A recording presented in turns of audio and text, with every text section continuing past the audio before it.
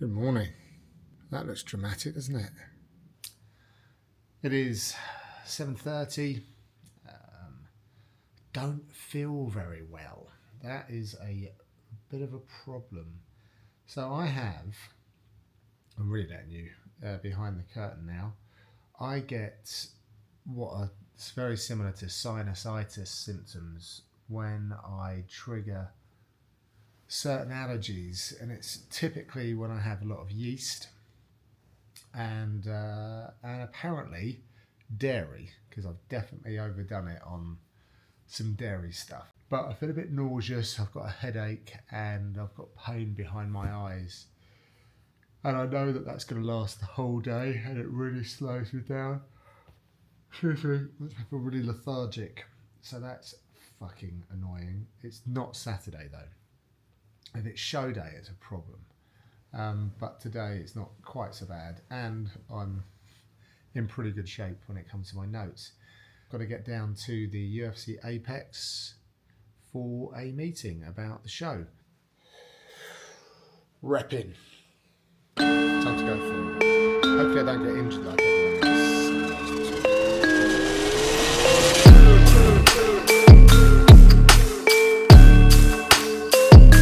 Quick change up, shower. Saw Dean Thomas in the gym, talking to him about a new project, which is something that I'm very excited about getting off the ground. Now I need to pick up my case and get over to the UFC Apex because it's time for our show meeting.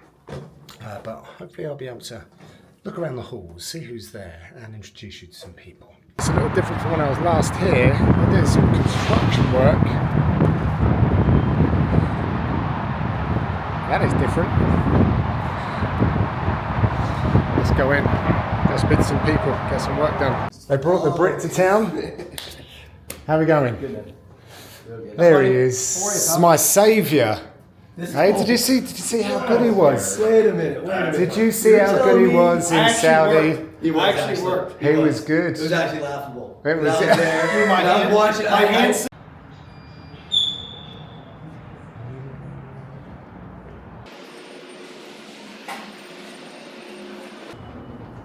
Little tour.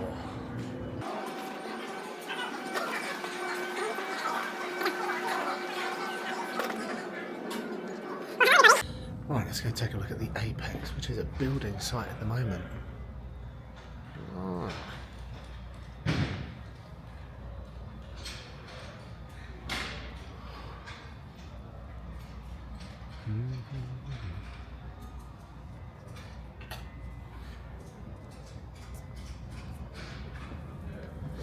It's dusty. Alright, just had a little lunch and bumped into a few people. It's the Ultimate Fighter right now, so I saw DC, Chiesa, and just kind of brushed shoulders with Colby Covington as well. They are filming right now on the other side of the UFC Apex. I think one practice is done, the other one's just kicking off. Time now to go to Whole Foods. I always look forward to a little Whole Foods action when I come out to Vegas. Back from Whole Foods. I'll talk you through what I bought and why. Carver tea, can't buy it in the UK. It's a good stress reliever and the wife likes it. Got some coconut water. It's a bit late now because I'm only here for a day. Maybe I'll take it home. But Ezekiel cereal, very good for you, very nutritious. And I've gone with this might be a bit of a risk. I don't think I've had it before. Macadamia milk. Everyone talks about how shit all the other milks are, so I thought I'd give that a go. Just some natural stress relievers because this job gets stressful. Oh yeah, mushroom blends. So I've got a couple of different mushroom blends. I didn't bring my lion's mane out with me. Big bottle of water, some fruit. Anything else special? No, that's it. I feel like dirt. So I woke up not feeling great and it's getting gradually worse. And I've just realised I have a little pouch which I keep all my medication-y type stuff in for all the eventualities. So if you have a bad tummy, if you have a headache, if you get injured and you're in pain, So I have a whole bunch of stuff. But when you travel to the Middle East, you're not allowed to take a lot of those things into the country. So I've emptied all the stuff out. So all the things that I would have for sinus aren't there. So that's a shitter. So I'm just going to have to power through. But all I want to do right now is close my eyes and go to sleep because I'm in a lot of pain. But on the other side of things, you can't really tell, but it's really, really sunny out all of a sudden. And the temperature's jumped up to about 15, 16.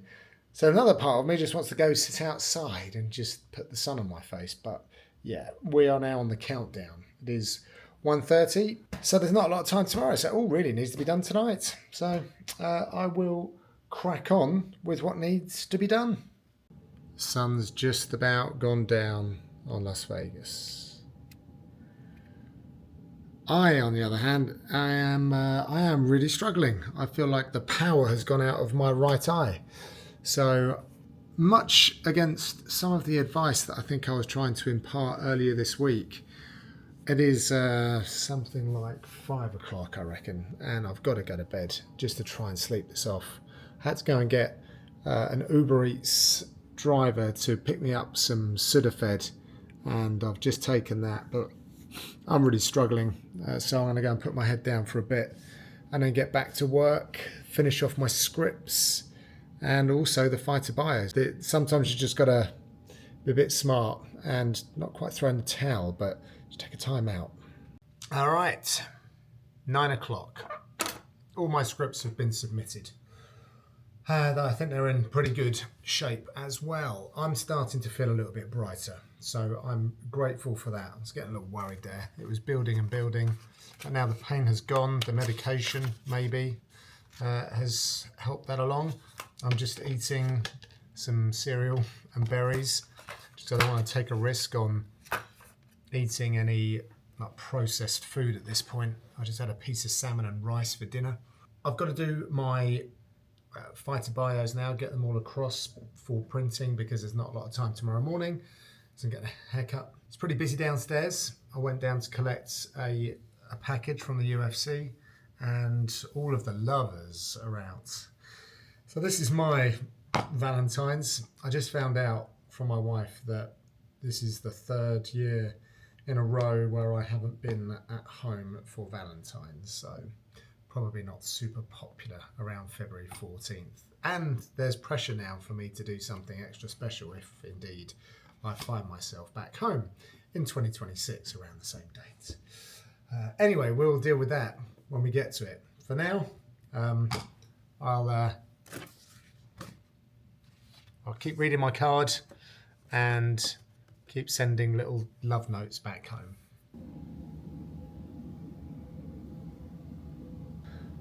Fight day is upon us. I always get a bit of a mixture of emotions on fight day. The excitement of an event, working with great people, even the Apex, there's an atmosphere there. It's still something very novel for me to come over to Las Vegas. But also there is a bit of a sense of relief because I've been pounding the research for over a week now, watching fights, diving into people's social media, talking to them, all of that stuff, and it just gets a little tiring. So you're now thinking, right, okay, just get it over the line, find the most poignant points and focus in on those. So that's what this morning is about. I've got to go soon. It's, what is it? Ooh, it is 8:35 and I've got a haircut. It's the very first time I've done this. I'm a little bit anxious about it. I don't like all the people to be cutting my hair. I've been using Benji the barber for many years now. He knows what I like. Super good dude as well. Will like slot me in and I can travel to come do my hair if I really needed him to. So solid dude. And I've had bad experiences when people have fucked it up, but it's a little bit longer than what I would like. And all the greys show through when it's a little longer. So when you get it a little tighter, maybe it brings out a more youthful appearance. Probably a load of bullshit, but that's what I tell myself. So I've got to go and get that done. So I'm not actually going to be getting ready But it's early, right? I think I'm like getting my hair cut at 10:30. Now is a bit of a race to get all of my notes done so that I can send them to the Apex, so that I can print them out, put them in the folders, which I then have at the desk. And there we go. Time to then call fights and just hope that it's a good, competitive, exciting night where no one gets hurt. There's lots of competition for bonuses, and we get to enjoy the post-fight celebrations. Yeah, all right, I'll get to it. Sort out this and what I'm wearing, and more importantly, the notes. And can you believe I've steamed this shirt, but it wants to make me look like a complete hobo. So it's 10:10, and the fight starts at 1 p.m. So this is an early call time. We're going to get the hair chopped up a little bit, and then I think I'll just watch some fights while I'm over there. Just trying to get ahead on some of that recall. Yeah. Get some lunch, get to work. Let's go. All right, we're in the green room. About to get my hair chopped. Don't tell my barber, he'll get super upset. You know, aspirations one day to get my own locker. Jokes, by the way. Let's see how this goes. These are both pretty fresh. I'll try them on this year. Don't worry about that. I love getting new suits. Yeah. Hair done, makeup done, all dressed and ready to party, and I'm out by the Octagon. It's very quiet right now. We are about an hour away from first fight, so I thought it would be a little bit more hectic, but maybe everyone's just having a little food. Do you want to see the workstation? Let me show you. So this is where the magic happens. Let me take you through this. This is the stat screen. This is where I will see all of the footage during the night. My stage managers put a whole bunch of the referees, and then we've got my headset and talk back to the truck, or the gallery I should say. And yeah, got a few bits here, and then I will go through my fights. This is how I have them arranged, and we will get to work. Paul will sit here, DC on the end, and most importantly, the world famous Octagon. Fight fans, John Gooden alongside a couple of good fighting men, Daniel Cormier and Paul Felder. Paul clocked up some serious Omar. I'm learning. Look, Miles is just helping me out. Yeah. I just double tap on the camera. That's it. And we got, look at this. Yep. All of a sudden the shooting's just gotten a lot more smooth. Cool gadget. There we go. That's really Looking around, you sometimes see certain things that are a bit of a pinch me moment. This could potentially be a pinch me moment, because let's just look at this. Enjoy it, man. Did you see that? That is Mel Gibson, who is going to be sitting like right behind me here at the fights. That is pretty nuts, man. That is pretty nuts. So I'm excited about it. I'm just having a look around to see who else might be here. Damien Hirst, great. Gilbert Burns, Vicente Luque, and Nina Drama. The stars are in the house. Here they all are. Getting ready here at the Apex. Gregory hits hard as hell, and he was slinging big ass shots. So I was able to muster the storm, or weather the storm, and keep my composure even in those really tough spots. And what do you reckon? Quick reaction. man, just Oh shit. ageless Jared 40 years old. Unreal. And then to see like Jose Miguel Delgado coming out of that gym as well. MMA Lab was one of the teams, I'm sure, when you were growing up in the sport, were one of the teams.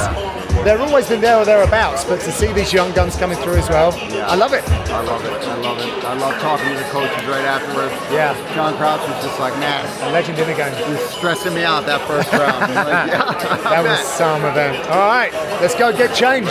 Wipe our makeup off. Ooh wee.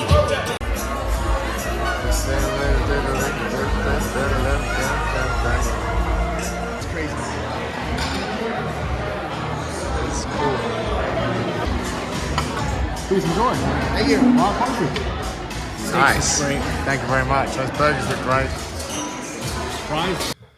Oh, about last night. I've got 5 minutes before I have to check out of my room. I've got a flight at 4 o'clock and it's just coming up to midday. So, where do we start? The fights. I think I did a little quick wrap with Paul.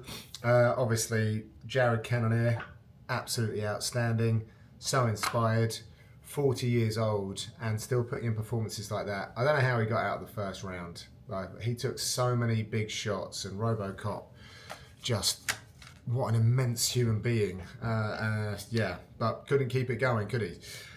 Like, you know, I'm not going to do this big post-fight breakdown. What you want to know is what we did after. I had a really interesting experience. So one of my friends on the crew, met him through the UFC, but I would call him a friend. He likes to gamble. I didn't realise quite how much he liked to gamble. I don't gamble. I don't know the odds. You probably get that from my commentary. Probably say it all wrong. Never been one to gamble. My dad was always pretty against it. You know, worked super hard for my money. Why would I gamble it? I don't necessarily subscribe to that. I think there's my dad's very risk averse. There are definitely areas where I take a few more risks. But my friend, who will remain nameless, sorry, I had a couple of drinks last night, he just blew me away. He walked away with $10,000 last night. And he was in the high limit, he was on the high limit tables, blackjack, baccarat. We also played craps, we also played roulette, and his knowledge of this stuff is ridiculous. Like, he was trying to give me a tutorial and it just fucking was way over my head. And he's throwing down $1,000 chips, a $5,000 chip, he's getting thousands back and losing thousands. I'm exhausted today from the emotional roller coaster that I went on.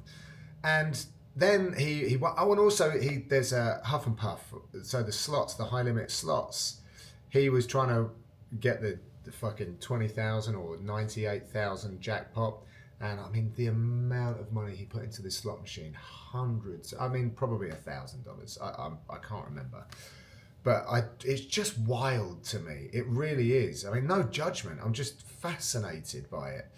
And he was doing really well, and there were a couple of us there, and he gave us $200 each, right? Right, we're all in this together, and I'm like, why are you doing that? Like, none of my friends have ever given me £200 or dollars. Like, that's crazy. Anyway, I'll tell you all of this because I lost on the slots, on this high limit slot. So I like the idea of putting in $100 and maybe getting 98 back. And then I wanted to play. So we played blackjack, and I've played blackjack before around a table with friends, etc. But I mean, if it wasn't for my friend coaching me through it, and a croupier as well, like, he helped me out, I definitely would have hooked up and lost that money. But I doubled my money, so I now have $100 and change to go to the outlets and buy my daughter something, maybe my wife. I know it doesn't go super far, but either way, this is like free money. It's crazy. We had a wonderful meal, really, really good meal. My diet changed. I haven't really spoken about this, or maybe I have, and I'm just doing it again.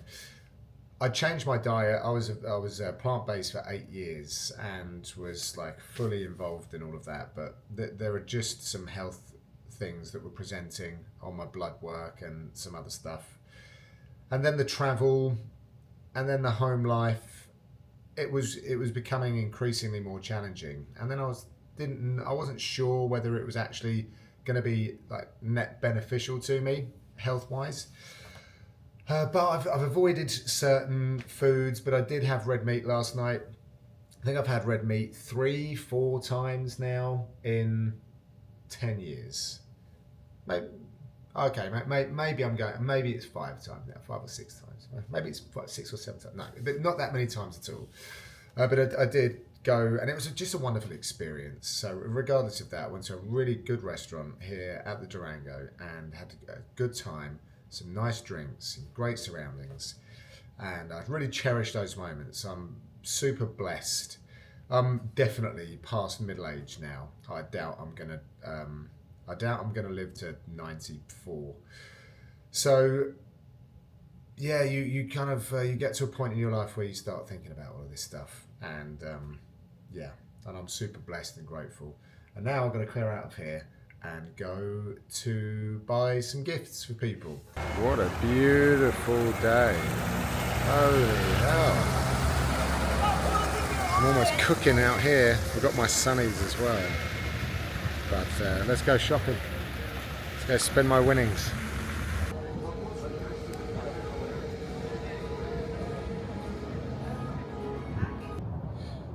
Success, thank goodness as well. That was starting to get I was starting to feel a little level of guilt, so I picked up a couple of suits which had a great deal on, and then nothing for my daughter, but we found it, we got there in the end. So time to get back. I'm starving.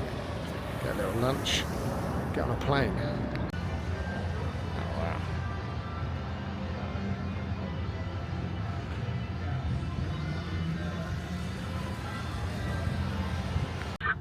Time to go home.